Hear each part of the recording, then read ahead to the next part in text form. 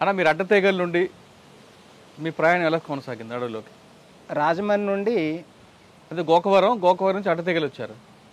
ఇక అడ్డతీగ అది అప్పుడు మనకు తెలియదు, ఏది తెలియదు. ఇక మనకు రాజమండ్రి నుండి నేరుగా ఈ విశాఖపట్నం డిస్టిక్ తాండవ నది ఒకటి ఉంటుంది. అవును.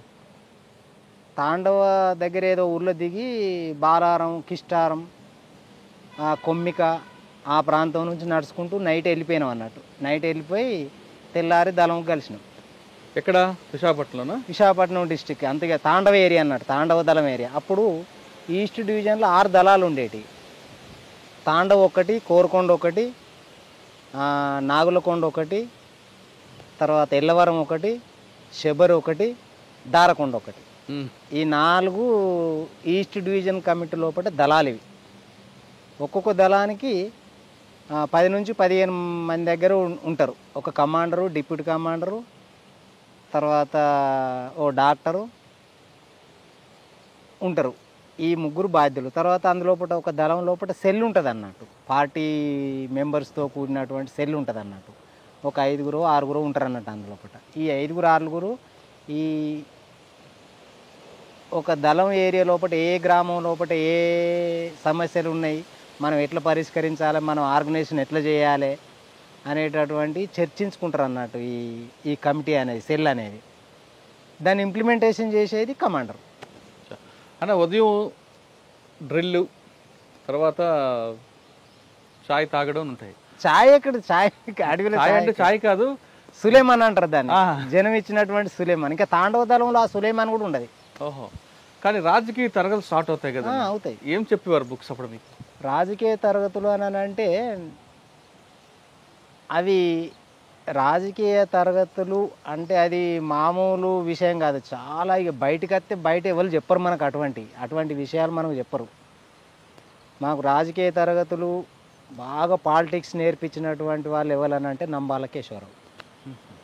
ఆయనే మాకు పెద్ద రాజకీయ గురువు అన్నట్టు ఆ ఈస్ట్ డివిజన్ లోపల. నంబాల కేశవరావు, వడకాపూర్ చంద్రమౌళి, వీళ్ళిద్దరే ఈస్ట్ డివిజన్ లోపల ఉన్నటువంటి అందరినీ రాజకీయంగా బాగా అభివృద్ధి పరిచిందారు. అంటే ఏ బుక్స్ చెప్పేవారు? అంటే మార్క్స్ గురించి చెప్పారు, మార్క్స్ సిద్ధాంతం చెప్పేవారా? Marx, Engels, Lenin, Mao, Stalin, వీళ్ళందరూ పెద్ద పెద్ద ప్రపంచ మేధావులు ఉన్నారు కదా. ఈ ప్రపంచ మేధావుల రచనలను చదివి వాళ్ళు మాకు చెప్పేవాళ్ళు. తర్వాత ఇక్కడ ఉన్నటువంటి మన పార్టీ లోపల రాష్ట్ర కమిటీ కానీ, ఫారెస్ట్ కమిటీ కానీ, ఈ కమిటీ లోపల ఉన్నటువంటి చేసుకున్నటువంటి నిర్ణయాలు ఏంటిది, మనం ఎట్లా ఇంప్లిమెంటేషన్ చేయాలనేటటువంటి విషయాలు కూడా వాళ్ళు మాకు చెప్పేటోళ్ళు. మీరు చెప్పిన ప్రపంచంలో మేధావుల గురించి బుక్స్ చెప్పారు, మార్క్స్ అవ్వచ్చు, లేదంటే లెనిన్. ఈ సిద్ధాంతాలు మీకు బాగా నచ్చిన సిద్ధాంతం ఏది కనిపించింది? నాకు ప్రపంచం లోపల ఇప్పుడు మార్క్స్ రాసిన ఆయన పెట్టుబడి అనేటటువంటి ఒక సిద్ధాంతాన్ని రాసిండు. ఆ పెట్టుబడి అని అంటే అదనపు శ్రమ, అదనపు విలువ. ఈ అదనపు విలువ ఎవరు కొట్టేస్తుండ్రు, దోపిడికి ఎవరు గురవుతుండ్రు, దోపిడి ఎవరు చేస్తుండ్రు. ప్రపంచం లోపల 2 వర్గాలు ఉంటాయి అన్నట్టు. ఒకటి దోపిడికి గురయ్యేటటువంటి వర్గం, ఒకటి దోపిడీ చేసేటటువంటి వర్గం ఒకటి. ఈ దోపిడీ చేసేటటువంటి వాళ్ళు ఎట్లా ఉన్నారు, దోపిడీ గురయ్యేటటువంటి వాళ్ళు ఎట్లున్నారు అనేటటువంటిది మాకు ఆ మార్క్స్, ఎంగిల్స్ చెప్పినటువంటి సిద్ధాంతాల ద్వారా మాకు ఆ నంబాల కేశవరావు, వడకాపూర్ చంద్రమౌళి వీళ్ళు చెప్పడం మూలంగా మాకు బాగా నేర్చుకున్నాం అన్నట్టు. కానీ మీరు చెప్పిన మార్క్స్, మావోయిజం ఒక పక్కన పెడితే, కానీ లెనిన్ సిద్ధాంతం దానికి వ్యతిరేకంగా కనిపిస్తుంటుంది. అవును, లెనిన్ సిద్ధాంతం అని అంటే మార్క్స్ ఆయన ప్రపంచం లోపల ఉన్నటువంటి పరిస్థితులకు ఆయన ఒక పెద్ద ప్రపంచం లోపల పెద్ద సైంటిస్ట్ అతను. అవును. ఆయన చెప్పిన మార్క్స్ సిద్ధాంతాన్ని మనం పరిస్థితులకు అన్వయించుకొని ఇంప్లిమెంటేషన్ చేయాలి. ఒకవేళ అది ఫెయిల్ అయిందంటే మనం పరిస్థితులను అర్థం చేసుకోక మనం ఆచరణలో పెట్టినట్టే లెక్క. మార్క్స్ సిద్ధాంతం అంటే అది. దానికి ఎట్లంటే కత్తికి 2 పదులు ఉంటాయి అన్నట్టు. నువ్వు దాన్ని మంచిగా వినియోగించుకోవచ్చు, చెడుగా వినియోగించుకోవచ్చు. నువ్వు మంచిగా వినియోగించుకోలేదు అని అంటే నీ ఫెయిల్యూరే అని అర్థం. కానీ మార్క్స్ తప్పు మాత్రం కాదు.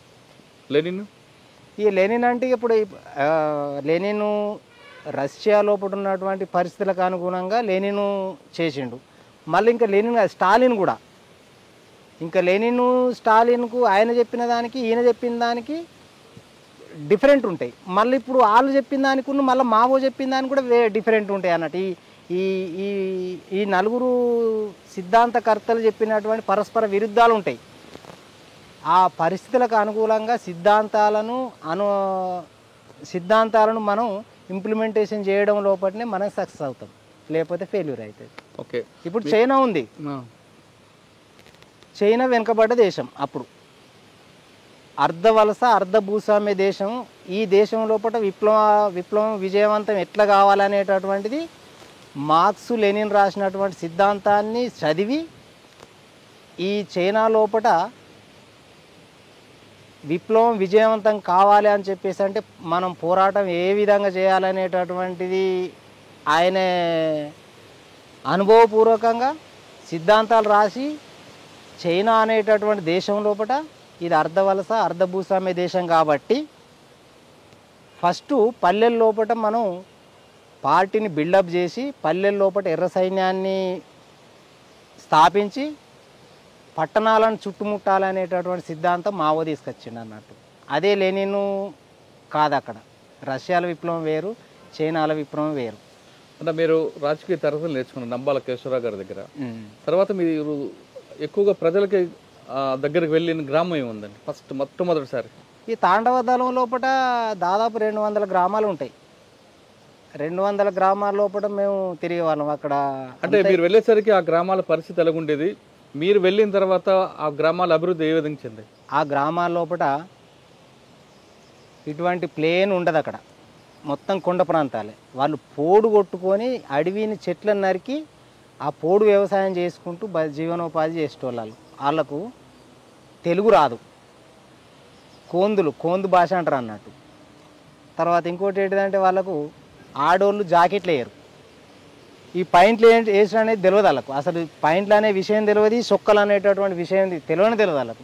గోసులు పెట్టుకునేటోళ్ళు ఈ ఆడోళ్ళు ఈ జాకెట్లు వేసేవాళ్ళు కాదు. ఆకులు కూడా కట్టుకునేవారు. ఆకులు కూడా లేదు, ఉత్తగా ఇట్లా చీర పైట వేసుకునేటోళ్ళు అంతే. ఇక మేము పోయిన తర్వాత వాళ్ళను సాంస్కృతికంగా కానీ రాజకీయంగా కానీ ఆర్థికంగా కానీ మంచి కొద్దిగా మేము అంత వాళ్ళకు మొత్తం కాదు కానీ మేము ఎంతో కొంత మేము చేసినాం. మేము చేయడం మూలంగానే అక్కడ అభివృద్ధి అనేటటువంటి వచ్చింది. అక్కడ అంత చాలామంది నిరక్షరాస్యులు, అక్కడ రోడ్లు ఉండవు, చదువు ఉండదు, అసలు అన్నమే ఉండదు అక్కడ. నేను చెప్తే ఏంటిదంటే అన్నమే ఉండదు అక్కడ అప్పుడు మేము పోయినప్పుడు అయితే.